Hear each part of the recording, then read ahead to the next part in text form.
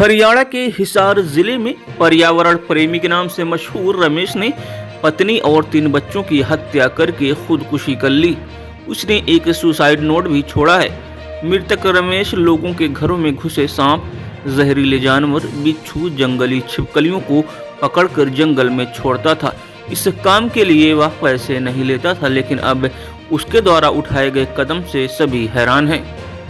Suicide note में रमेश ने लिखा है कि वह अपनी पत्नी और बच्चों की हत्या करके जान दे रहा है। मरने वालों में रमेश कुमार उम्र 35 साल, पत्नी सुनीता 38 साल, अनुष्का 14 और दीपिका 13 साल की 2 बेटियां और एक बेटा केशव 10 साल का शामिल है। पत्नी और बच्चों के शव घर के अंदर कमरे में खून से लथपथ हालत में पड़े थे और रमेश सड़क पर मिला। अभी तक मिली जानकारी के अनुसार रमेश कुमार अग्रोहा में शादी कार्ड बनाने का काम करता था। सुबह गांव वालों में उसका शव बरवाला रोड पर पड़ा देखा। रमेश के शरीर पर चोट के निशान थे। ऐसा प्रतीत होता है कि वह किसी गाड़ी की चपेट में आया है। जब गांव वाले इससे बात की सूचना देने के लिए रमेश के घर गए तो घर से कोई प्रतिक्रिया नहीं आई। गांव वाले घर के अंदर गए तो देखा कि रमेश की पत्नी सुनीता, 2 बेटियां और बेटे के शव पड़े हुए हैं।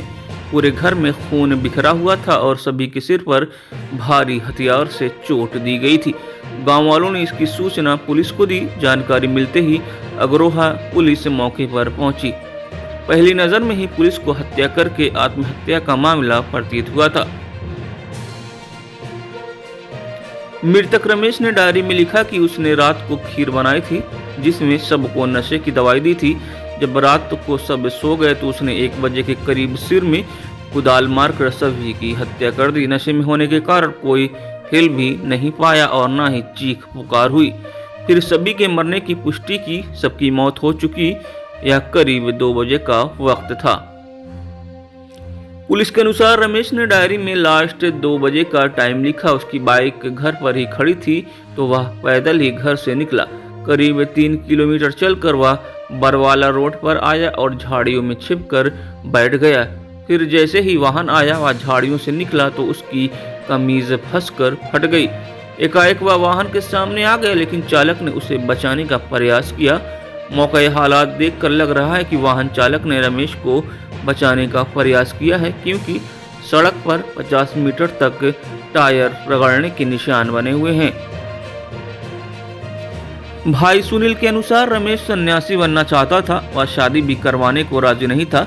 शादी के बाद भी उसने कई बार संन्यास लेने का प्रयास किया, लेकिन घर वालों के दबाव में आकर वह संन्यास नहीं ले सका।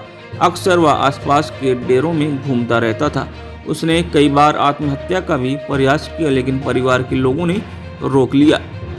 बीते कई दिनों से वह संन्यास लेने को छटपटा रहा था।